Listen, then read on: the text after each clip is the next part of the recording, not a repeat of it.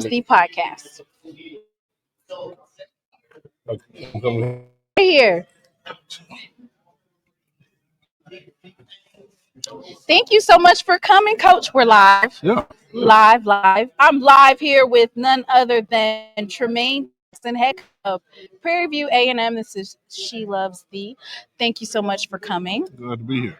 Welcome to the show. Welcome. So this particular segment is going to be called Hymnals from the Hill. Okay. Okay. Okay. And anybody that has questions in the chat, y'all go ahead and get them through. So Coach, you're highly requested for interviews. Oh, really? It took a lot. Yeah, it took a lot to get you over here. Well, it's popping on the hill. The hill is popping. The hill is popping. All right. So can you talk a little bit? Last year, Valdosta State 13-1. Mm-hmm. You won the GSG conference title. Can you talk a little bit about how you plan on taking that conference title that you had last year, bringing that winning tradition back to Prairie View? Yeah, well, winning in general is what we plan to do. Last year, what we did at the last place has no bearing on what we do at this place. Mm-hmm. We often tell our players, just because you were don't mean you are. Just because you weren't don't mean you can't be. Mm-hmm. And so we're coming into a place where we're trying to turn water into wine, right? Like our program was water, and then we're trying to make it wine. Red wine? Well, whatever kind of wine you like. And we want to be able to let our fans experience that, our players, and have our alumni be proud of their football program. And so we think we've got a plan. We think we've got a way about doing things in the normalcy of today's college football. Mm-hmm. College football is different today than it was a year ago. And that's just the harsh reality of it. Right. Those that adapt can survive. Those that don't will die off. And so we want to make sure that we adapt and survive. And I think Prairie View A&M is good ground. Our program is good seed. So normally all you got to do is water and you get the crop. All right. So what is the benchmark for success in your first season at Prairie View? Yeah, to host a SWAC championship game, win it, and play for the Celebration Bowl, and win that too. You got to realize where we're coming from as a staff. We lost the national championship game. Every morning I wake up, that's all I can think about. That's all our coaches can think about. And so just because we're in year one, that doesn't mean we're going to water down our own standard. But we're also bringing the standard to Prairie View A&M. Nobody was talking about Atlanta before we got here. We were just happy just going to the SWAC championship game. Now we're talking about going to Atlanta. Now we're talking about winning the SWAC championship. So we brought a level of vision here that now people are seeing through the lens, and that's what we want. Anything less than win the national championship is a failure. Anything less? Anything less. You heard him. He said anything less. So you went viral for a couple of different reasons, but one of my favorite ones is your Atlanta song. Can we sing that together, or is that only for the camera? No, that means he's not finna do Atlanta.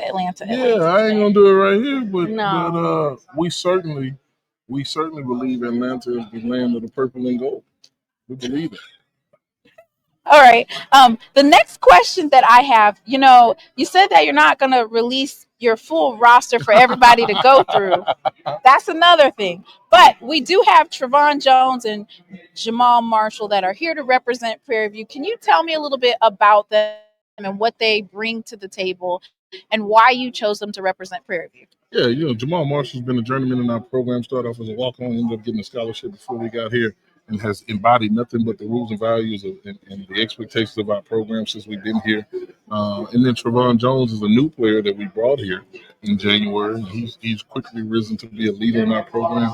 And so I thought when we were picking, we could have picked a lot of guys. Right. But I thought those two guys being seniors, they talk like we talk, they speak the language. And so that was really important for us. Okay. All right. Lastly, I'm going to just ask you a couple of questions. They're just, fun starter questions just to get your feel on things. So do you go for 2 to win, or do you kick an extra point and play overtime? Well, depends on my gut. I'm probably going to go for 2. You're going to go for 2? Mm-hmm. Okay.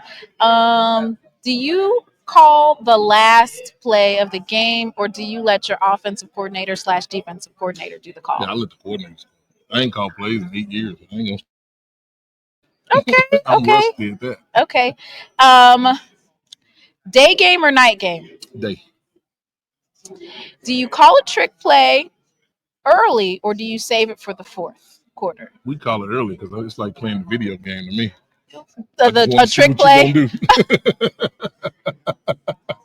Okay, in a coin toss, do you defer or Always. you always defer? Always. See, I'm a defensive guy. I like playing these games because that's how you get the coaches to tell you just a little bit when you play it. Now, if you just ask It's no straight secret. If they playing us, we defend. Okay, all right. You have to mic one player on your team. Who's the funniest? I'm probably gonna mic Trevon Jones. He's a funny dude. And if you weren't a football coach, what would you be doing? Trying to figure out how to be a football coach. I'd be trying to figure it out. All right.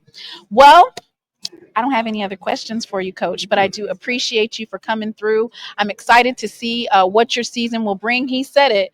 He said Celebration Bowl or bust. Anything less is a failure. So we're going to wish Coach Tremaine Jackson well. Thank you for coming in and doing the interview. It. Thank you. Go Panthers. Thank you.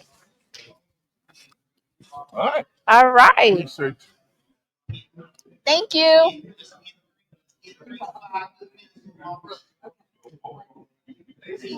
Atlanta, Atlanta, Atlanta. He wouldn't sing it with me, y'all.